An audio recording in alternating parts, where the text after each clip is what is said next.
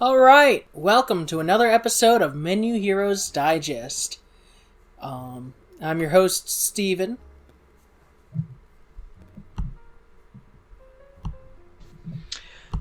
I am Jordan, the co-host, and Steven, what are you thinking right now? I'm thinking that this little Minecraft... It doesn't matter what you think! It doesn't matter what show you're hosting! It doesn't matter how many views you got!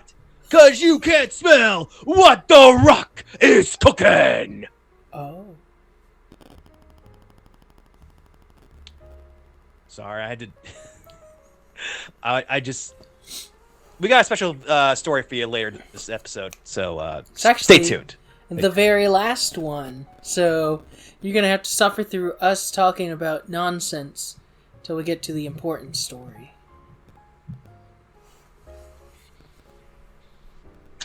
Yep, and in fact, 2 regulars of this show are popping up right at the very beginning. We'll try and make them quick, we promise. Alright, so we've got NFTs. Again. No, seriously, I know I'm the one picking the stories now. It is my fault. But this one is kind of funny and very sad at the same time. More sad for the people involved with this quote-unquote rave. Yeah. It was embarrassing and it kind of reflects the whole the state of cryptocurrency right now. Because it's not innovative at all. No! It does things that exist, but it does them in an inefficient, poorly executed manner.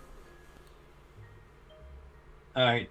For context, the story, our very first story is basically, there was an attempt for a live rave at a metaverse adjacent thing called the Decentraland.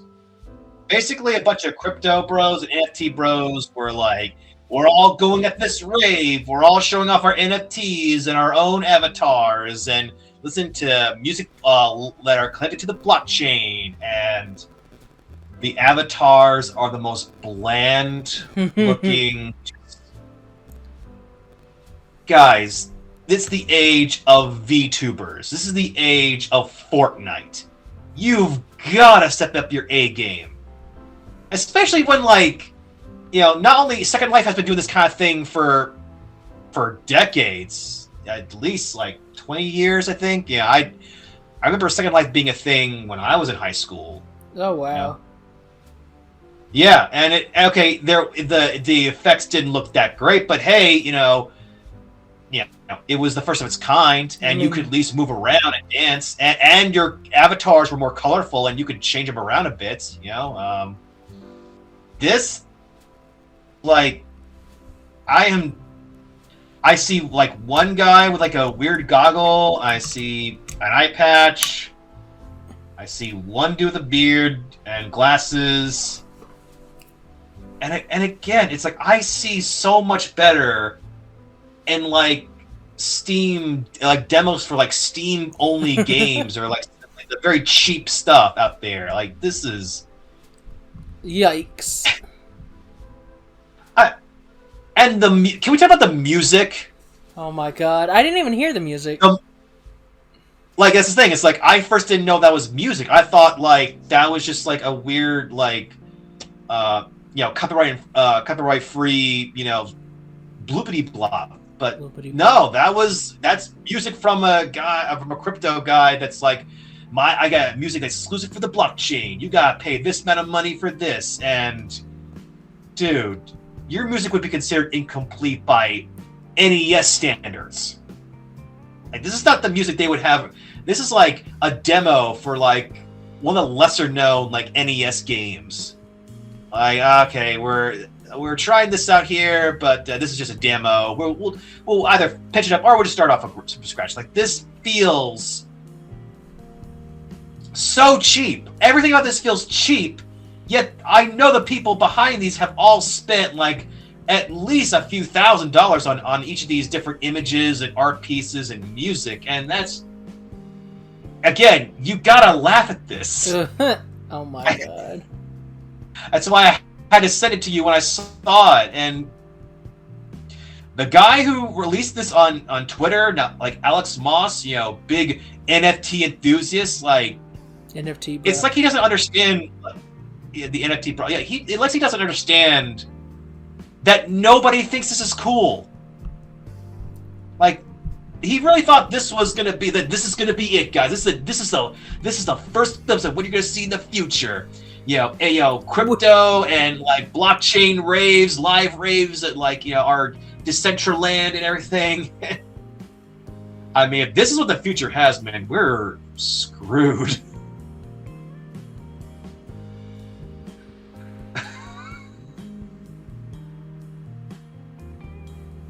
Yeah, it's not pretty. Plus, VR chat and Fortnite do it way better than this did. Oh yeah, like, and you won't hear me say positive things about Fortnite a lot, but they do some things right. Like the concerts, I always hear positive things about them, and the way that they did the story things in the past, I thought that was neat. Yeah, and like you have all kinds of, well, granted, like it's Fortnite, so it's super popular, so they get the chance to like buy the images of popular characters like Rick Sanchez, the Xenomorphs, like the Street Fighter characters, Spider-Man. That's a big thing that everybody's like going crazy about. Like they got Spider-Man in Fortnite. Remember Did when they have Batman too? Remember when Rick Sanchez went to visit the Black Lives Matter memorial? Remember when we covered that story? We did, yes. And as I said, like, I am extremely new. I am a greenhorn to Fortnite. I am only aware of like passing things from what you and Xander tell me about it, and what I picked up from when I babysitted some kids a while back. So I am vaguely aware of what's about and what you do, but like all this like concerts and like memoriams and all this is like kind of blowing my mind of like all the things this game can do. But again, that's an example of a big like multi-platform online game doing so much and giving back or giving options to the players. This Decentraland thing looks super cheap. Looks so bad. You know what it reminds me of? What is I remember like it must have been like either a Criminal Minds episode or a Law and Order episode where it's like they were investigating a kid that like was missing, and they looked at the computer or looked up like their history or whatever, like, oh man, they were playing this online game, and of course they got the cheapest like people to like make it like a mock-up, like here's a virtual reality game that all the teens are into. Oh my and God. this kid like got a hold of this cool kid online, and that kid ended up being really a predator that taking them or kidnapping them. And it looks like this. The game in that episode looked exactly like this live rave. Oh my God.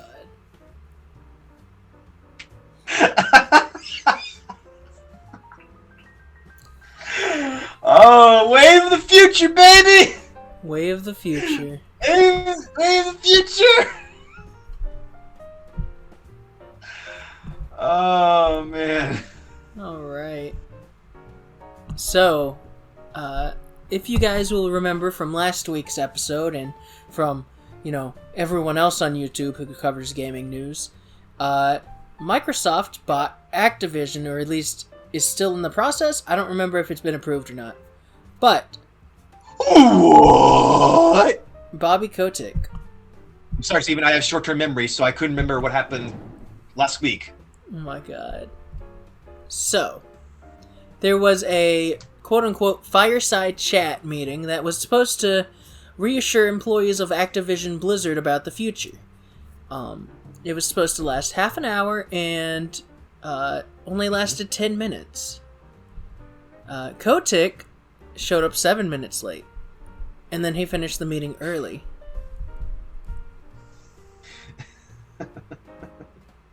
So, things he discussed were the future of the company as they begin to be Microsoft's little pet, and his own status within the company.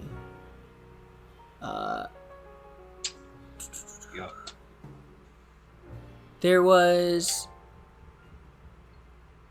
Let's see. People were suspicious of potential layoffs because Kotick told them that the transition is going to be smooth because Microsoft is committed to trying to retain as many of our people as possible. Unfortunately, he's still the CEO of the company throughout the transitional process, and as long as Microsoft keeps him. If Microsoft's smart, they will give him the boot as soon as possible. Because he's just not a good image for any company. And I know some people are like, well, get the best person for the job. But, if his image is ruined, he's not the best person for the job anymore because people can't trust him. That whole... And also, like we mentioned... Go ahead. No, you can go ahead. Okay. Uh-huh. Well, as I was saying, you can Google the name Bobby Kotick, and you will find hundreds, if not thousands, of images of his face with devil horns on it. Funny enough, I actually couldn't find any. I did look it up. There's a lot of pictures of him looking creepy because that's just how he is. But yeah. I'm gonna open my incognito. I don't want my search engine being contaminated by the Kotick. Uh-huh. Oh boy. Ah! He stated in there that you're going to be credited. No. What? No. Sorry, I was trying to open up an article and video started autoplaying. Okay, it's like Very loud. Okay, IGN. I am not... So, I found a image of him being a dictator, or him being punched up as a dictator. I won't say who, but you can imagine one of the dictators. Yeah, there's a couple. Yeah. But yeah, like I was gonna say, a lot of people will use the whole argument, well, you should choose the best person for the job, not just, to fulfill some diversity quota. And while, yes, I do think you should hire people who are competent in their field, the whole point of a diversity, quota is so that people who are experts in their field but are typically overlooked because they're not white or cisgendered males, it's so they have an opportunity to advance.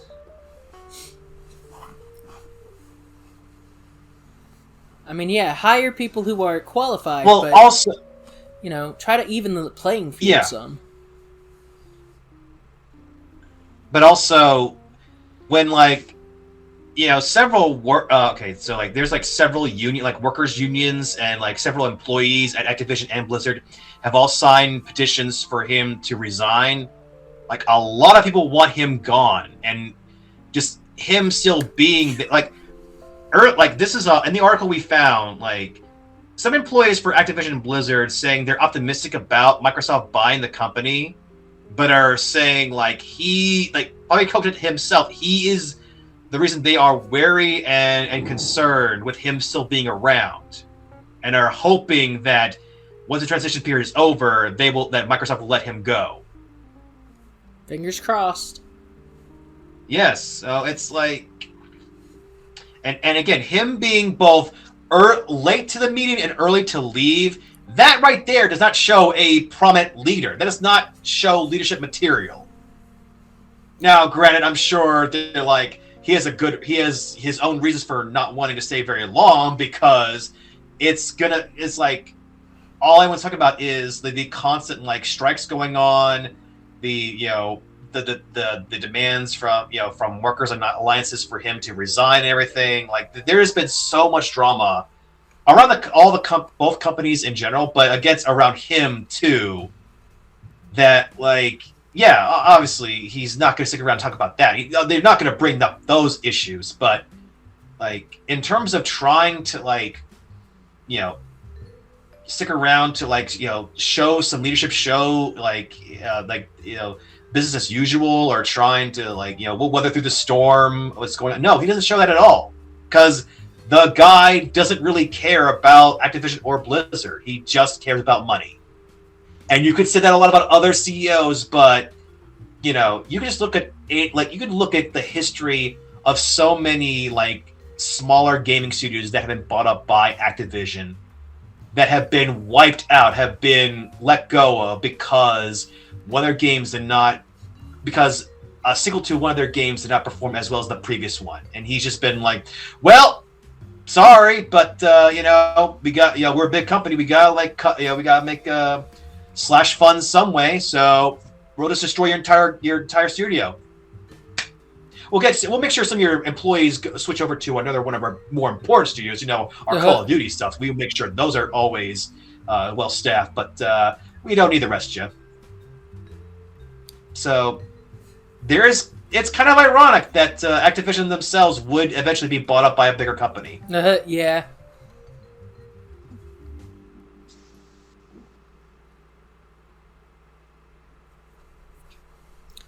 All right, so let's go ahead and move on to our next story, because this one is quite a long one.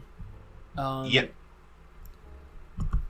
So yep, we have reached our NFT and Activision quota, so we can move on to other stories. Yes. So, first off, this article comes from IGN, and in the past I've given IGN grief because some of their reviews are just wild.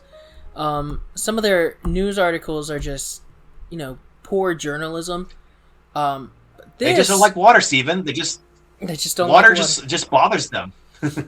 But this article is an exemplary example of great journalism.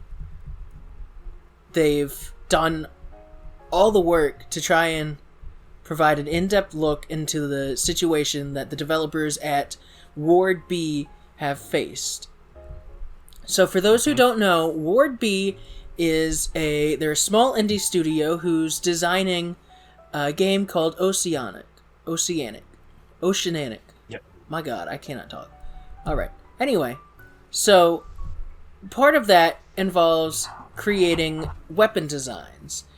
Their goal has been to create weapons that look like they would be made 200 years in the future, but would still work in reality. Yeah.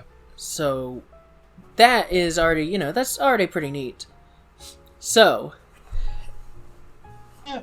Because their commitment to believability is so strong, they were actually reached out to by a contractor for Russia's largest weapon manufacturer. I don't know how to say it, I'm sorry.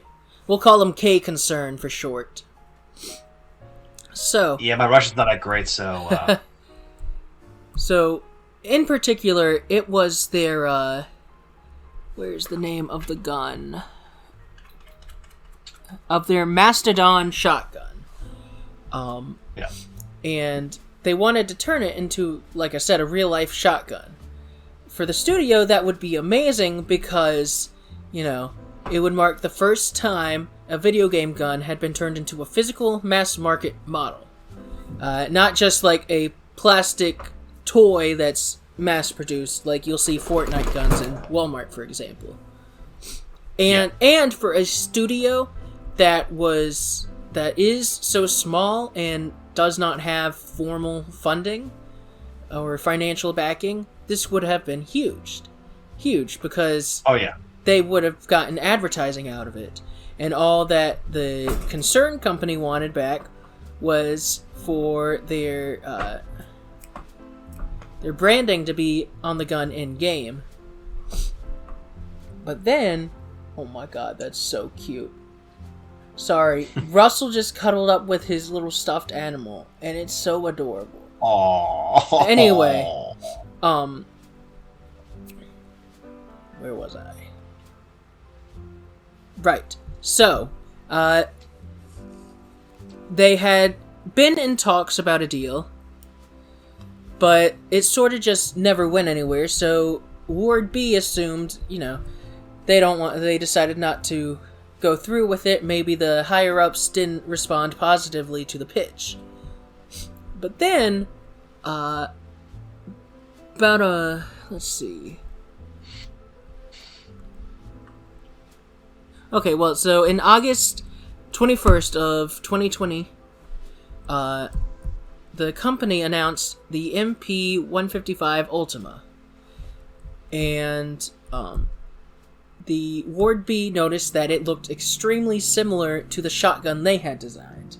And, to be fair, I think most shotguns look similar to each other, but I'm not a gun aficionado, so... Wow, I'm whipping out all the big words today. Neither am I. So the company actually says that they're like, yes, it's inspired by video games. However, Ward B contends that it was based off of the Mastodon. The more specific similarities are elements of the handgun, receiver, and more appear to have been replicated on the Ultima, despite there being no utilitarian reason for their addition. And the telltale sign was the inclusion of a small indentation on one side of the Ultima, a horizontal L shape with a small line emerging from the corner that is used as a visual motif on not just the Mastodon, but multiple Oceanic guns. It doesn't do anything for the gun, it's just a design choice. Yeah. And so, Ward B initially assumed, maybe it's just a miscommunication. Maybe the deal did go through, but they just, something happened on the admin side. But they didn't mention the company at all. And so, Ward B emailed Kuzin, the guy who got them in touch with the concerned company. Yeah. So he replied, or he emailed, asking, if everything was going on right, if they were still doing the deal. Kuzin never replied. Kuzin tells a different story. He says that after his first contact with Ward B, he began an investigation into them and found that the company does not have enough of its own funds to complete the development, there are no investors, and the release date is unknown, meaning it was risky to work with the company. Ward B says that it's in the process of acquiring funding, and that they say that Kuzin used this to their advantage to simply take the design. There was controversy concerning not paying the concept artist for the Mastodon. So negotiating the licensing for it is hard because there was no clear ownership. Ward B says that they were actually on a deferred payment plan and have now been paid. They also point to the fact that the concept artist pointed them to Ward B when asked about the design, and this has been confirmed with messages that IGN received. So, the developer is like, this is very clearly our design. It just goes on and on. And by now, let's see, September 2020, they sent a cease and desist letter to Concern. The company didn't comply or reply, so they issued a DMCA takedown for online posts featuring the Ultima. This time, they did reply.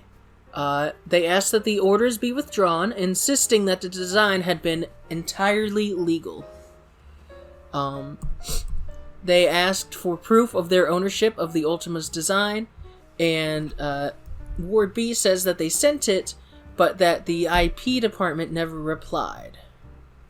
And it goes on to say that they told them that the vice president hadn't even seen the designs, but there are supposedly messages that tell a different story, that he has seen it, that they showed it to him.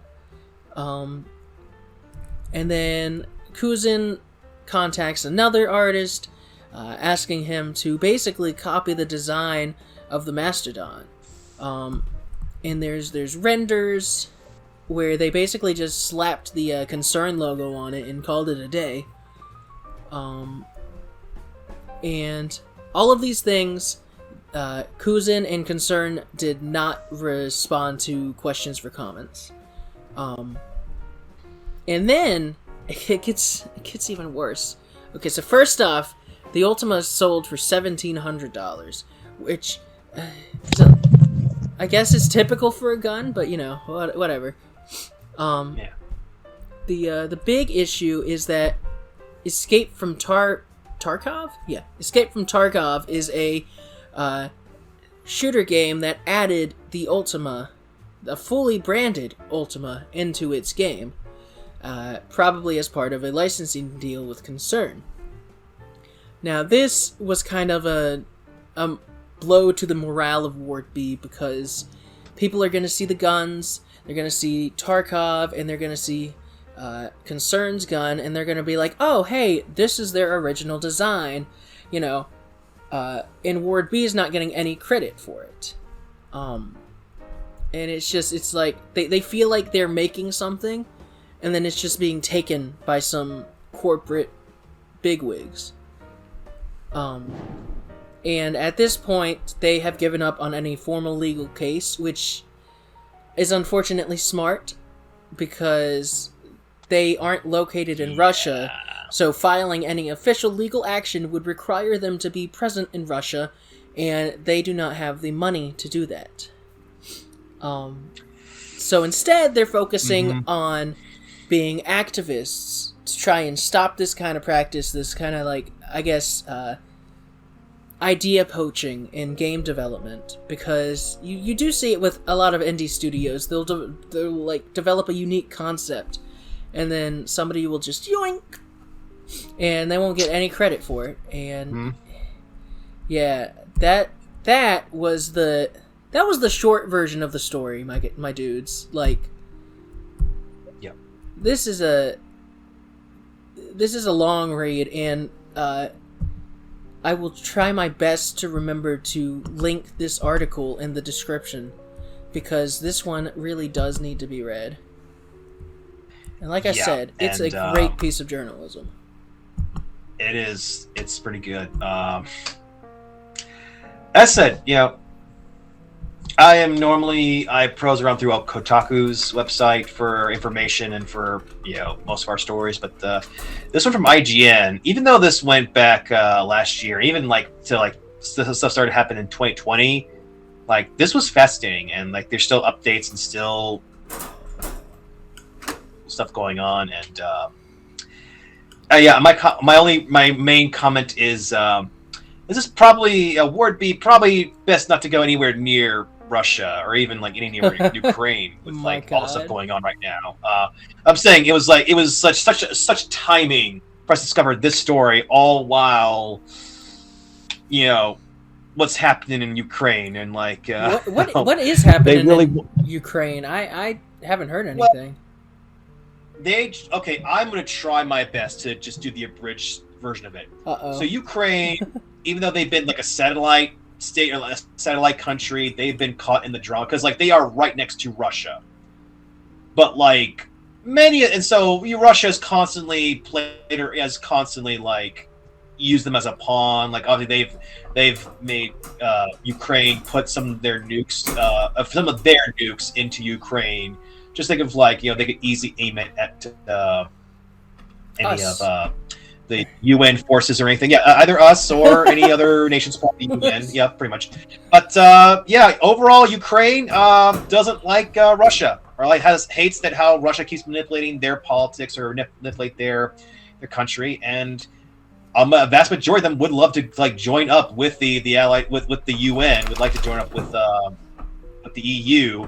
and everything. And actually, it's been like 30 years since the nuclear silos have been kept checked. I mean, they've been kept making sure they're clean because nobody wants to know Chernobyl, but like they've been out of use for quite a long time, and they'd love to just get rid of that and to just, you know, cut nearly all ties to Russia as possible, and just, you know, be on the side of like of the UN and everything. And of course, like, Putin's not too happy about that, and also like the idea that like several like European countries have been coming over to Ukraine and like offering to like put some of their military into Ukraine and everything for their support, and that right there got Russia pretty mad, or got Putin definitely very mad. So that's one of the big reasons why there's so much conflict, like why there's a lot of drama, and you know, Russia and the US have had to like negotiate this kind of thing, or try to negotiate stuff, because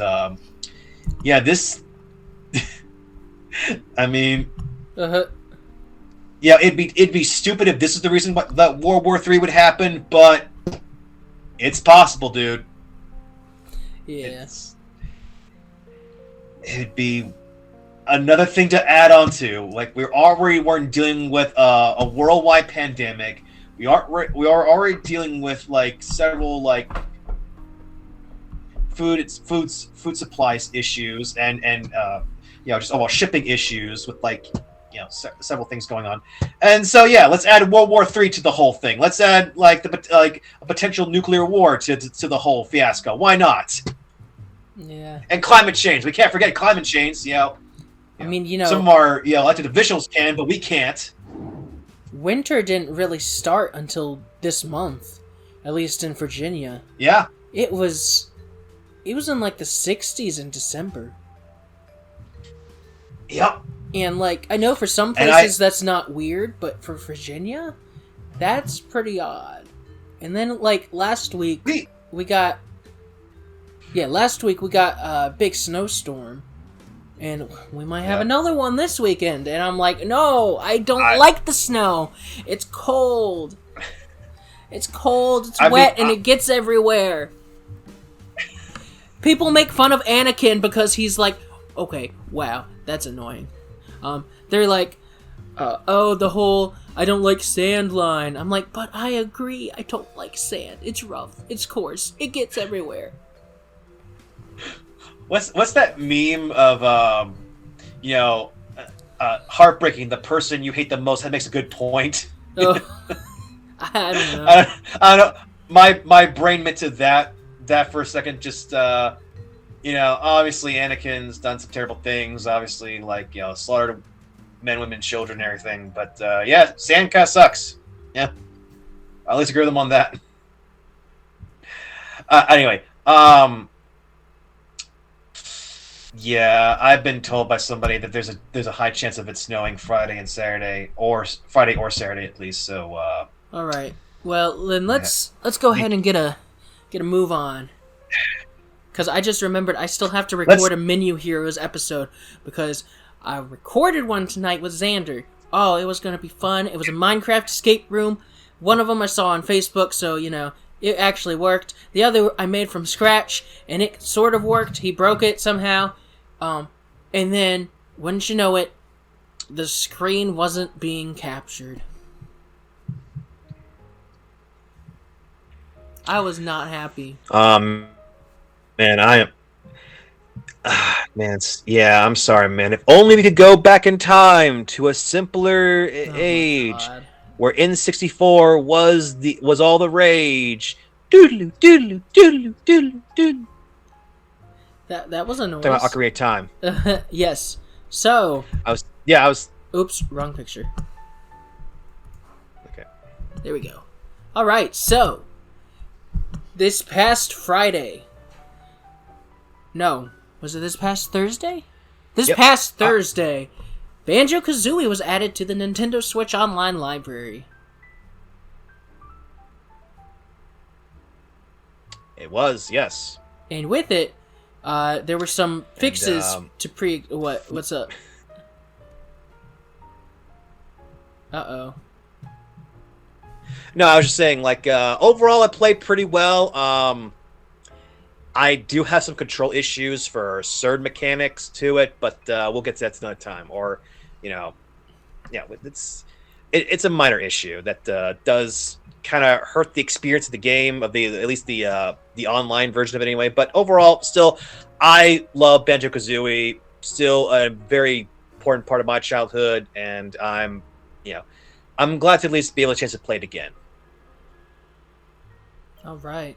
So, part of the update improved The Legend of Zelda Ocarina. Oh my god, hold on. Ocarina of Time. Ocarina. Yes. Just a little bit. So, one of the biggest complaints people had, outside of lag, was that the textures didn't look right. Fog wouldn't show up. The graphical emulation was subpar at best. And nowhere was this more prevalent than in the Water Temple when you're facing off against Dark Link.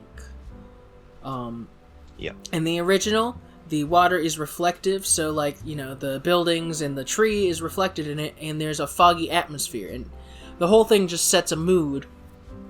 In the Switch Online version, the fog was removed, and the textures of the water just was off for a lot of people. So I'll let Jordan do the rest of this because I need a little break. Oh, no problem. So anyway, as I said, the Nintendo Switch Online, or the N64 Online expansion thing, did manage to put an emulator version available on its surfaces. And I said, Ocarina of Time's infamous Water Temple has been seeing its graphic tweaked slightly to look a little better. The Water Temple where Link confronts his shadow form. It's a pivotal moment in the game that drew ire from fans for missing reflections where Ocarina became available on Nintendo Switch Online. In properly emulated versions, the building and trees are stuff that Steve and I covered. Sorry, I'm trying to make sure I can get to the parts fine. that you haven't covered. Okay, all right. So it appears the water issues in Ocarina of Time have been improved ever so slightly, putting them a little closer to the GameCube re-release, which. Oh yeah, there was an Ocarina of Time re-release on the GameCube. Mm-hmm. I completely missed that, or I was late to the party on that. I was enjoying Wind Waker while this was all going on. That's still one of my favorite Legend of Zelda games. Yeah, it's a good one. But the tweaked water looks a little more true to the original. The fog it's still missing, but it is. But it is promised. Yeah, but it is. Well, wait, is it? Yeah. It's. It's still lacking. There's hope that it can fix that.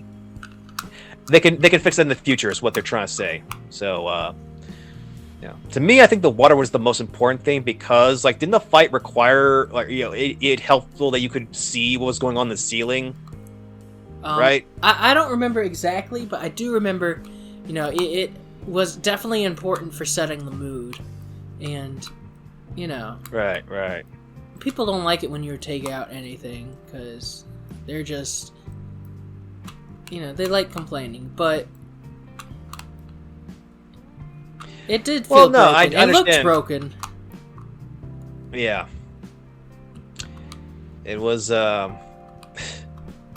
again, my mind went back to the HD collections of Silent Hill. That one completely ruined the whole mood for both those games. It's a shame because I want to play Silent Hill, but the PlayStation 1 graphics look too goofy to me, and I can't do it. Well, yeah, okay, it's hard to get into the PS1. Honestly, I started with, Silent Hill 2. That was the first game of the series I played. Definitely better than Silent Hill 1, but I can understand it looking a little shaky. But I think that's kind of the point of it, is that it looks where, you can barely see stuff going on, and you've got somewhat tank controls, or slightly improved tank controls, I should say. But mainly you're also meant to feel alone, helpless, and just barely surviving with depending on your difficulty level, because definitely at least like the first two games, they allowed you to play on like the easiest mode possible. That way, if you want to just experience the story, you can, and only like meet a couple enemies, but that are important to the story. But as I said, I do fairly well in normal. Yeah, I can, so I can help me immerse to the story, and as well as like give me a bit of a challenge. But don't expect Konami to even try to do any improved versions, because they show they don't care. Oh my god. We talked about this like 2 weeks ago, I think, about like Konami, how they celebrate the anniversaries for their beloved franchises, and I get depressed each time I think about it. All right, so let's talk about the free game coming to Epic. Oh, yes. Sorry, I didn't know we were switching to the next story. Anyway, so y'all love that Dark Souls? You love those stuff from Software?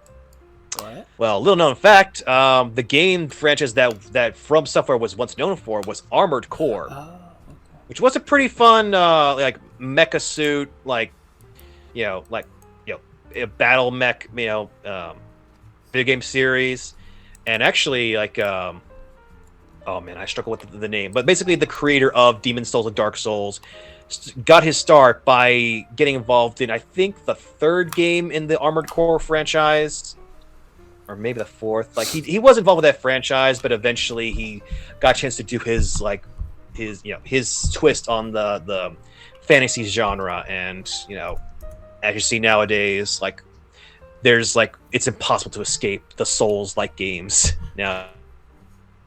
But there hasn't been a Armored Core game in quite a while. Let me double check how long it's been.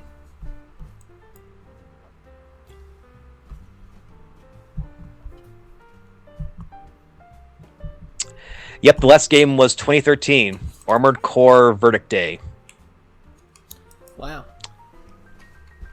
Yeah, and not terrible scores, but not great either. It was like 67% on Metacritic. Oh wow. So yeah, That's rough. Yeah, might be a big reason. Yeah, it might be a reason why I haven't done anything with it for a while. But again, there were some great games in that franchise, and it was always kind of a shame they never went anywhere with it, or didn't. There's always the hope they would try and bring it back, because granted, giant mechs aren't big here in the U.S., but they have a following, and we at least like Iron Man. We like armored suits at the very least. Maybe make them a little smaller. Maybe that might draw in more people. I don't know. Just but anyway, we'll save Armored Core discussions for another day. But here we got a pretty good a spiritual successor to it called Daemon Ex Machina that just got released, and getting overall like B scores, 7 out of 10s, 8 out of 10s, doing solid. And again, it is free on the Epic Game Store, and it starts actually tomorrow. So I'll at least be giving that game a try. I mean, it's free. You might as well pick it up. Yeah. See, that's something I do like about the Epic Store. Is it'll give free games. That's cool. So there's crossplay between the Steam and Epic Games version, so Right. I love me some crossplay. Breaking down the barriers that separate us gamers. I mean, hey, PC gaming, that's been a thing for a while at least, and it seems more and more like Microsoft is just trying to lead more towards PC gaming. Well, like I'm sure they'll have like their own like Xbox models and everything, but it just feels like, we're just kind of we've been kind of PC for a while. Like we were, the Game Pass thing, you can have that available on your PC, or like I've seen some people able to get Game Pass on their PC. So something I do like about Microsoft is that they seem to be pushing for more open platform gaming, for like crossplay. Oh yeah. That's one of the reasons Minecraft is that's the reason Bedrock Edition exists, so that you can play with anyone on any platform. Now I know some people complain about Bedrock because it's not as versatile as Java. You can't add mods and stuff, but you can still do some pretty cool stuff with Bedrock. Okay, here's my thought. PC, that's a chance to like mod and make customizations and do whatever you want with like what you can do, and that's fine. But if you just want to play the game as it was intended or as the developers wanted to, you don't want to, you want to go to extra create mode. You just want to do your own thing. You just want to play it as they're given to you, and you're okay with that. Then by all means, like consoles or what have you, like non-PC stuff, that's fine. And at least those options are available that thankfully Microsoft has allowed. So that's cool with me. All right. So, any other stories on the? Any other thoughts on the mechs? Well, only that I wish there were more. It's like. Now, it's always like, it's either like, always there's some kind of genre or some kind of like, subgenre that gets super popular and then takes over the entire industry, both gaming and movies and shows for a bit, and then they kind of die down and something else will come in. For a while, it was zombies, where it was kind of everywhere. There was like so many zombie I remember that shows. Yeah. I did too, and I was digging it for a while. Zombieland. Oh yeah. Freaking Walking Dead. Walking Dead spinoff 1, Walking Dead spinoff 2, Walking Dead spinoff 3, and it just kept going. Yeah. Walking Dead movie 1, movie 2, and movie 3. Yeah. I lost interest when they said that they weren't going to explore the cause of the virus. After that, I was like, well, that was the reason I was watching. I wanted to learn about the backstory. You would think, like, with all these spin-offs, they would do one that's all about where the virus comes from, but they didn't. They have started, like, I'll occasionally read about, episode reviews and stuff. They've started hinting at it, that it was man-made.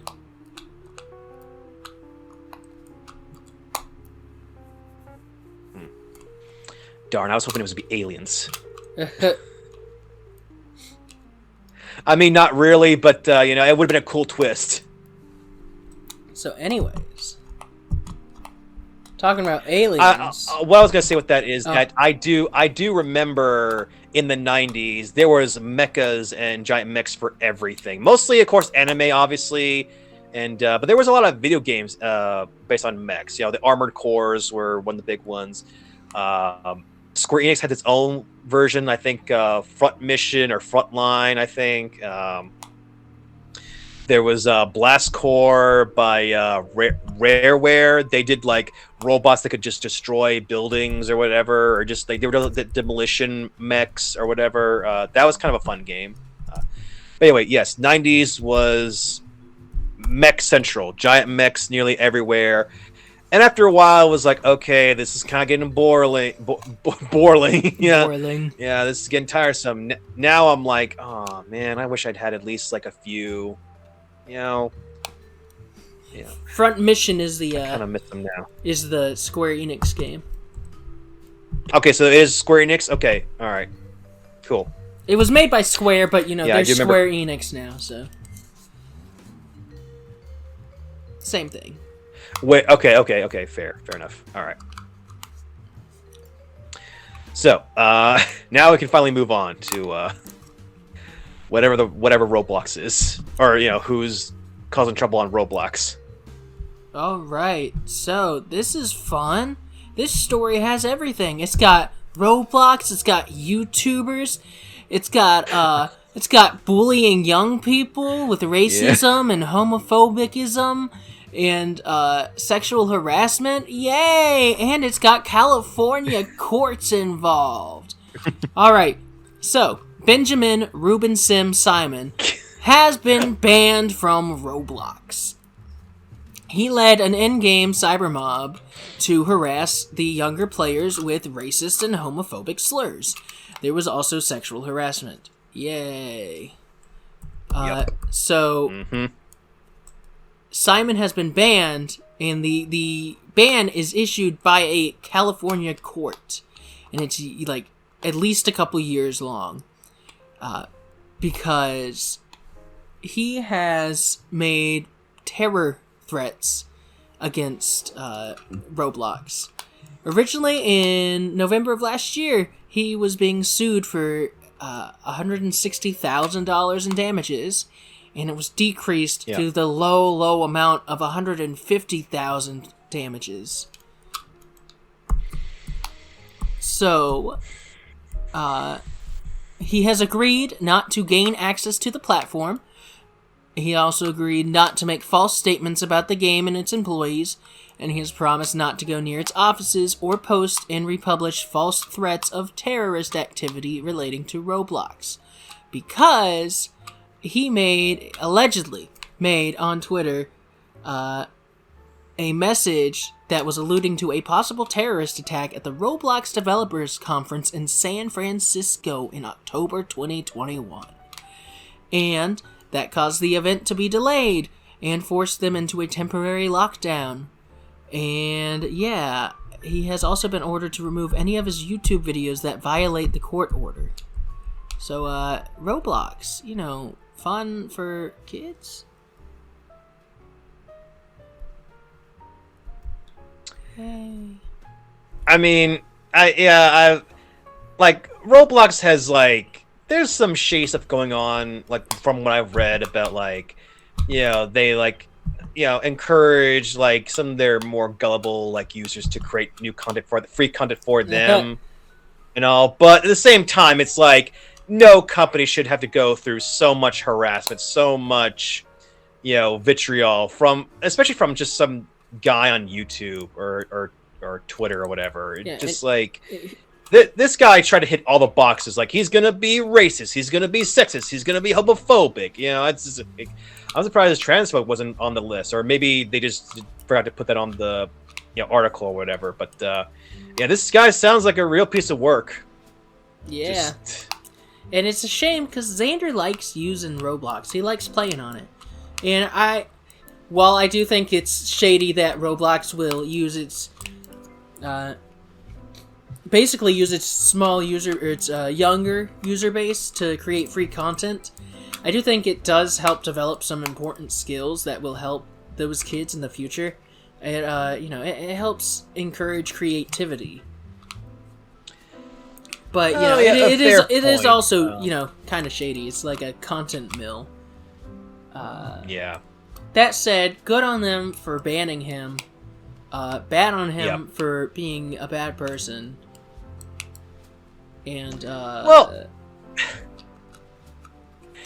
yeah. Okay, so I have somewhat of a story from when I was in high school, freshman in high school, I should say, at least.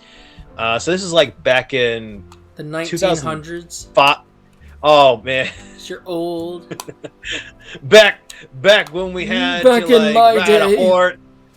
Back when we had to ride a horse to walk 20 miles for a loaf of bread. And it cost a nickel. We could buy a whole tavern with a handful of nickels. I tell you what. I'll tell you what. I don't know what the heart of the cards is, but I'll tell you, you got the heart of a Texan.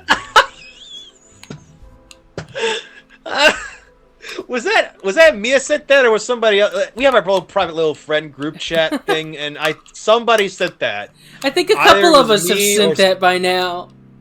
Yeah, that's a great meme. Oh, I love that. I'll see if I can find it while you're telling your story. Okay, so back in 2005, not 2015, 2005, I was freshman in high school, and I remember this snobby rich kid who just couldn't handle being told no. Now, let me remind you, this is 2005. This was 3 or 4 years after 9/11. Oh. so it's still fresh on a lot of kids' minds. They kept saying every year, it was like, we will never forget what happened on this day. We will honor like the frontliners and all the heroes that helped rescue those in need and everything. Like, so this was all fresh in everybody's mind back then.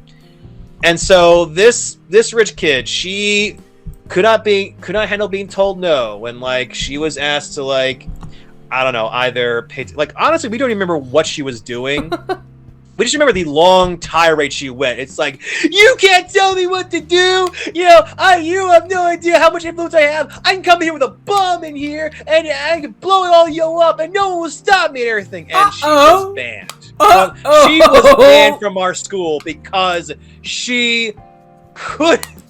Oh my god. She threatened to blow up our school because somebody was telling her, hey, don't do that, or hey, pay attention to class, or something. We all forgot what she did, but we remembered her going crazy. Of her just going crazy. She was Karen before Karens were a thing. Oh my god. Okay, and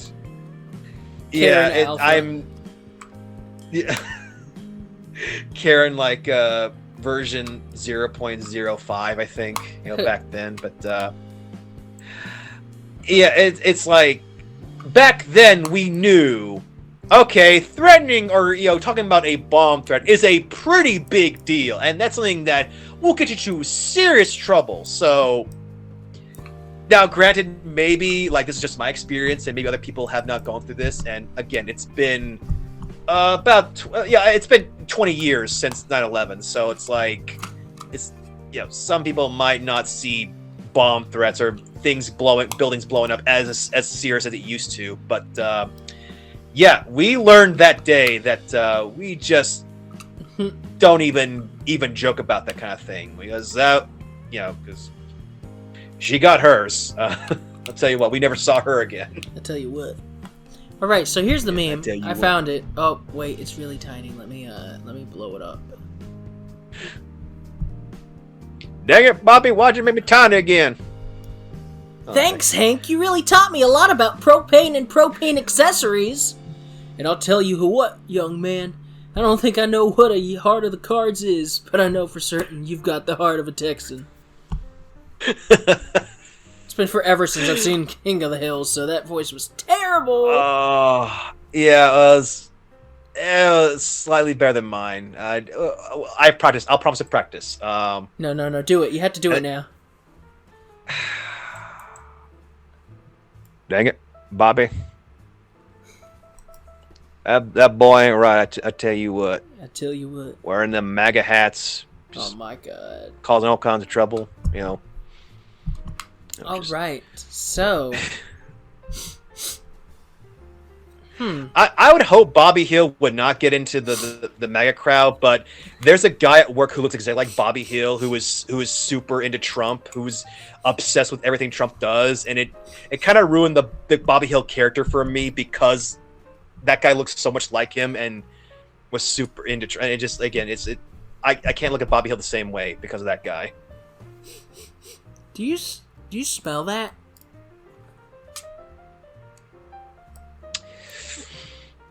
I can't smell. You know why? I just can't smell what a rock is what a mineral is cooking.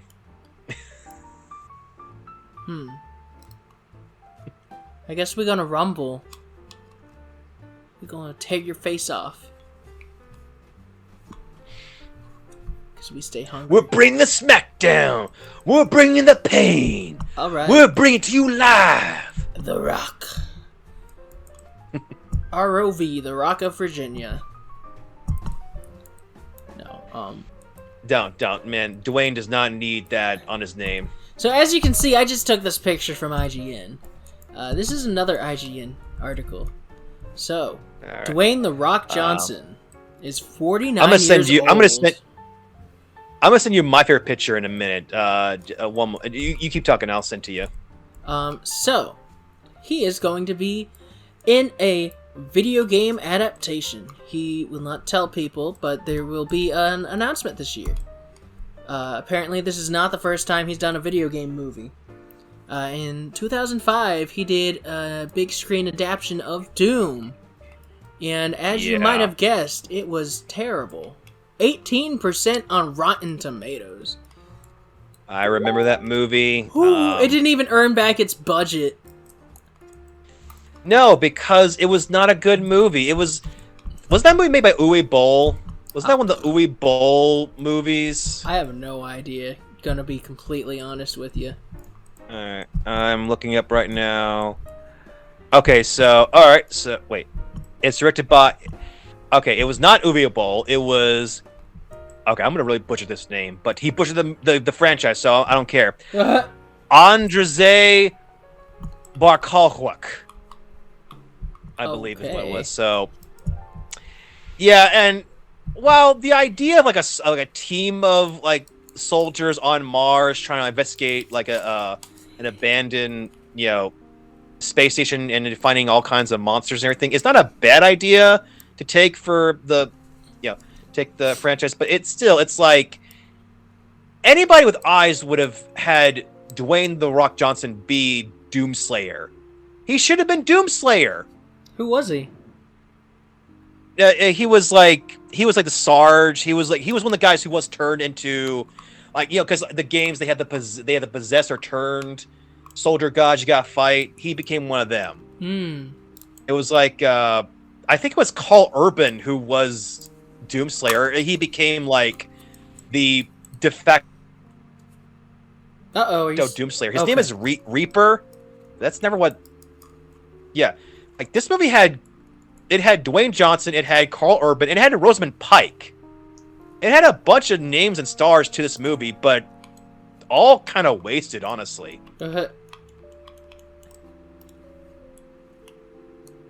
Yeah, he promises that this is going to be a video game adaptation that we like. So, fingers crossed. I mean, in recent years they've done a lot better than they used to. Yeah. And it turns out that Dwayne likes to play Madden, but that's probably not the type of movie we'll get. No, I have no, I hope not. I hope to go with like something. Again, it's like hopefully A, the movie is good, and B, like it's something that we haven't seen yet before. I mean, I would like for them to try Doom again, but maybe have that be a series. Oh, no, I'd see a series. Yeah. Overall, I think series are a better avenue for video games because they are a long formatted medium. So it makes sense for take on other long formatted medium like TV series. I know what movie he's gonna star in. Oh, you do? Yes. So, this is my theory. So you remember how in the 80s they had the Super Mario Brothers Super Show? Yes. At the end of the Super Mario movie, they're going to have a warp pipe pop up out of the ground, and out of it's going to jump the variation of Mario that comes from the Super Mario Brothers Super Show, and it's going to be played by Dwayne Johnson. Man, I thought you were gonna be serious there. I was waiting like, oh man, he's gonna tease to something like some kind of big Nintendo Smash Brothers crossover thing. And it's like, okay, Mario, I think it'd be funny to No see Way him. Home. Mario 64, but it's just 64 variations of Mario.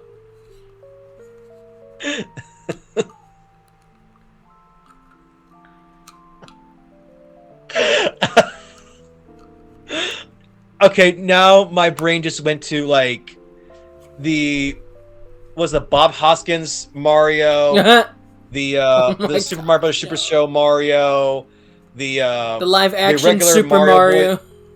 Yes, all those every Mario, the Paper Mario, all those Marios in a Spider-Verse-esque movie, a Mario-verse.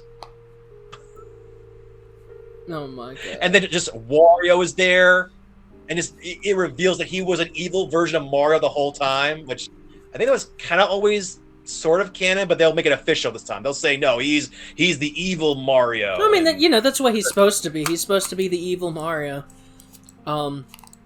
That's why it's Wario, The W is an upside down M.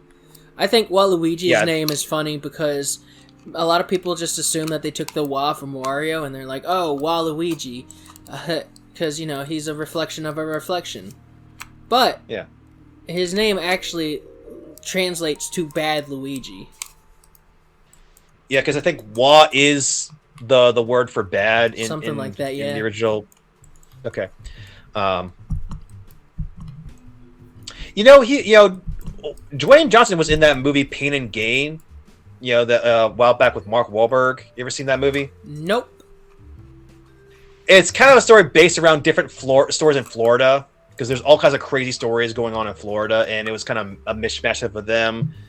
They took some liberties, but most of the crazy things that were in the movie actually happened in real life. And when you see that movie, you could kind of feel like this could be a Grand Theft Auto story. It's so easily mainly because it's so Florida and so vibrant and colorful that it kind of reminded me of Vice City. So there's a part of me that kind of wishes this would be a Grand Theft Auto movie, and just like Dwayne Johnson's either a star or he's like a supporting character in it, and I think that could work easily. And I think many of the Grand Theft Auto games, they have pretty good narrative to them. Yeah. Either you could base it around one of those games, or you could make a movie similar to those stories, and it'd work. Oh yeah, I remember what I was going to say. What? So you mentioned Florida.